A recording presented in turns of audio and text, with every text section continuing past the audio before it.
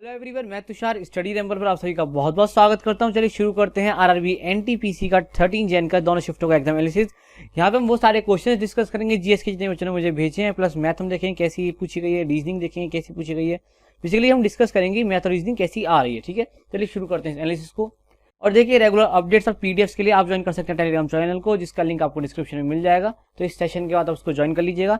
Plus अब आप हमें फॉलो कर सकते हैं ट्विटर, इंस्टाग्राम और फेसबुक पे। अगर आप सर्च करेंगे यहाँ पे स्टडी रंबल 007 तो आपको हमारा पेज वहाँ पे मिल जाएगा।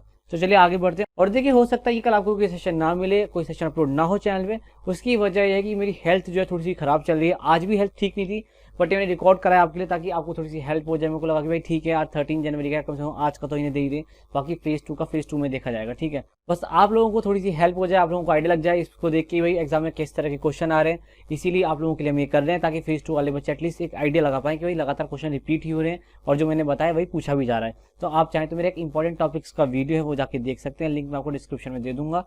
चलिए शुरू करते हैं इस सेशन को विदाउट एनी डिले। तो देखिए, ऑलराइट शिफ्ट 1 में के जो क्वेश्चन है कुछ इस प्रकार है। देखिए, पूछा गया है from which state Bhupen Hazarika belongs. तो देखिए, जो भूपेन हजारिका किस स्टेट से बिलोंग करते हैं, तो असम से बिलोंग करते थे, आपको पता होगा। देखिए, नेक्स्ट पूछा गया where is the headquarter of WHO। Repeated question कह सकते हैं आप इसको, पहले भी पूछा जा चुका है।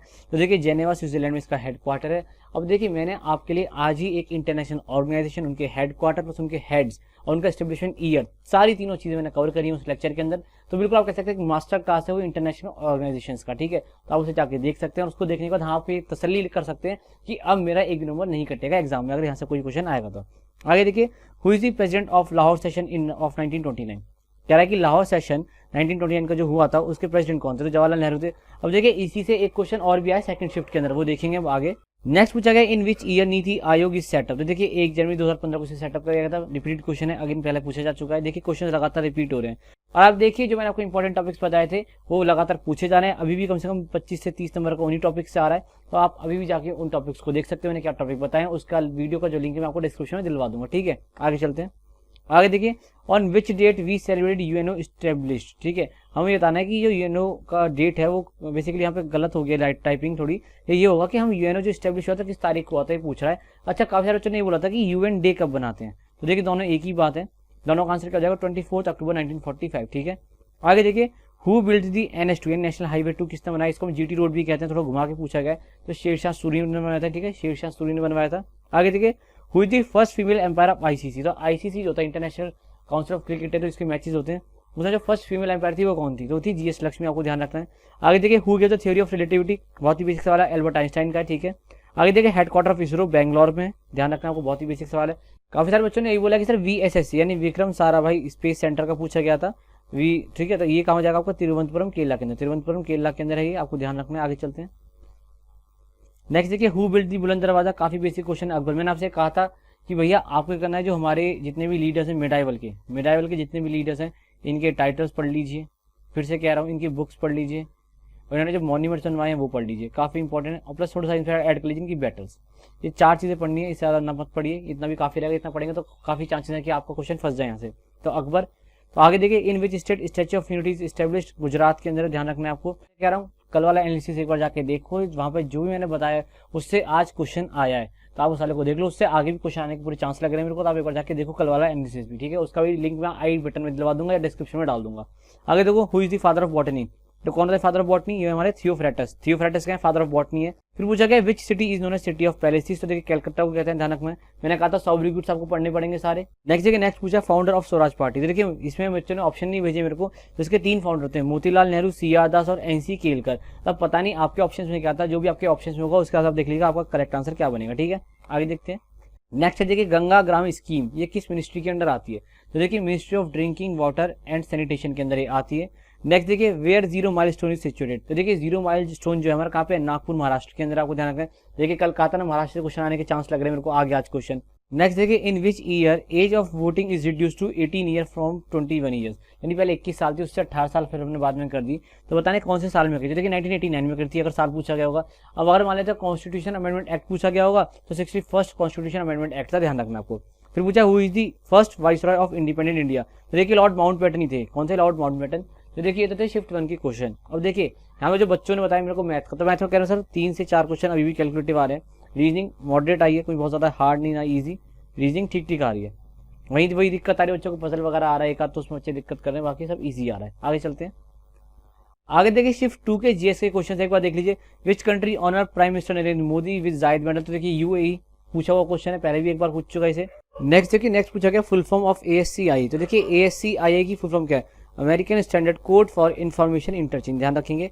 फिर पूछा गया what is the SI unit of power of lens, तो देखिए पावर ऑफ लेंस से क्वेश्चन आया, तो मैंने आपसे कहा था कि आपको एसआई यूनिट पढ़ लेनी है।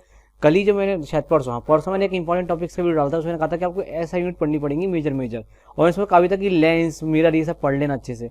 देखिए डायोप्टर होता है, बहुत सारे एग्जाम मैंने पहले खुद क्रैक करें, ठीक है, ऐसे कोई आपको नहीं बताता मैं सारी बातें, तो मैंने खुद बहुत सारे एग्जाम क्रैक किए हैं, बहुत सारे एग्जाम दिए हैं, और प्लस काफी सारे एग्जाम्स का एनालिसिस पहले भी किया है, तो इसीलिए आपसे कह रहा हूँ जो मेरे इंपॉर्टेंट टॉपिक्स आपको बताएं और उन्हें जाके पढ़ लो, आप ही का फायदा, मेरा कोई फायदा नहीं उसमें। नेक्स्ट देखिए, नेक्स्ट पूछा who is known as the Napoleon of India, तो देखिए समुद्रगुप्त को कहा जाता है। और देखिए मैंने उसमें आपसे कहा था कि गुप्ता डायनेस्टी एक बार देख लेना, इससे फिर से क्वेश्चन आएगा। और मुझे क्या लग रहा है, देखिए गुप्ता तो इसने पूछ ली, तो देखिए अब आपसे पूछ सकता है विजयनगर एम्पायर से क्वेश्चन, या फिर हर्षवर्धन के पीरियड से क्वेश्चन, ठीक है, तो आपको ध्यान रखना है, ये अच्छे से आपको पढ़ लेना है। और थोड़ा सा राजपूत और देख लेना यार, जो राजपूत हमारे किंग्स वगैरह थे वो आप एक बार देख लेना, कि राजपूत जो किंग्स वगैरह हैं उनको एक बार आप अच्छे से देख लेना है, क्या पता इनसे क्वेश्चन फंस जाए। मैं फिर से कह रहा हूँ 3 चीजें, राजपूत, विजयनगर एम्पायर, हर्षवर्धन, ये तो पढ़ लो अभी भी। और थोड़ा सा मुगल डीप में चले जाना, जैसे वही मेरे जो 4 इंपॉर्टेंट हमारे रूलर्स हैं, अकबर, जहांगीर है, फिर हमारा क्या है एक औरंगजेब है, ठीक है, औरंगजेब ले लीजिए, और एक हुमायूं थोड़ा सा आप ले सकते हैं, हुमायूं। बाकी बाबर तो सभी बहुत ही बेसिक है। बाबर में क्या है आपको पता ही होगा, बाबर का भाई वो 4 बैटल होती है, वो आपको पढ़ लेनी है, चारों बैटल किस किस के साथ हुई वो पढ़ लेनी है। प्लस उसके अलावा आप क्या पढ़ सकते हैं, आप ये पढ़ सकते हैं जो शाहजहां ने जो लाइक पॉलिसी थी है, जो इसने बनवाई हैं चीज़ें, वो आप देख सकते हैं। कभी कभी बस इससे डायरेक्ट क्वेश्चन आएगा, ठीक है, इनकी बुक्स देख लेना, टाइटल देख लेना, सब कुछ देख लेना। आगे चलते हैं। नेक्स्ट देखिए, नेक्स्ट पूछा female literacy rate according to 2011 census, देखिए 65.46, आपको ध्यान रखना है। फिर पूछा who wrote the Hind Swaraj, काफी इंपॉर्टेंट बुक है, महात्मा गांधी की ये बुक है। अब देखिए महात्मा गांधी इसका काफी फेवरेट टॉपिक रहा है इस वाले फेज में। आप देखें फेज में लगातार आईएनसी जो INM इंडियन नेशनल मूवमेंट है, इसमें इसने महात्मा गांधी से ही लगातार क्वेश्चन पूछे हैं। तो आपको क्या करना है, महात्मा गांधी से ऐसा तो नहीं लगातार पूछता रहेगा, आपको करना है बाकी लीडर्स पे फोकस अपना शिफ्ट। लाइक मैंने आपको कभी लीडर्स बताए थे कि कौन कौन से लीडर्स आपको पढ़ लेने चाहिए, इंपॉर्टेंट टॉपिक्स वाले वीडियो में बता रखे, अब उसको जाकर देख लीजिए एक बार। आगे देखिए where is Jallianwala Bagh is situated, तो देखिए अमृतसर के अंदर आपको ध्यान रखना है। फिर देखिए winner of 2018 FIFA world cup, तो फ्रांस से ध्यान रखना है आपको।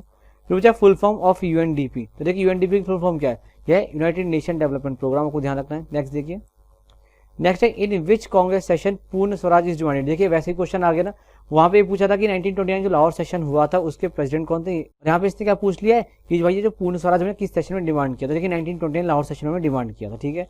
आगे देखिए winner of 2019 women's world boxing championship, तो कौन थी, मैरी कॉम थी, आपको ध्यान रखना है।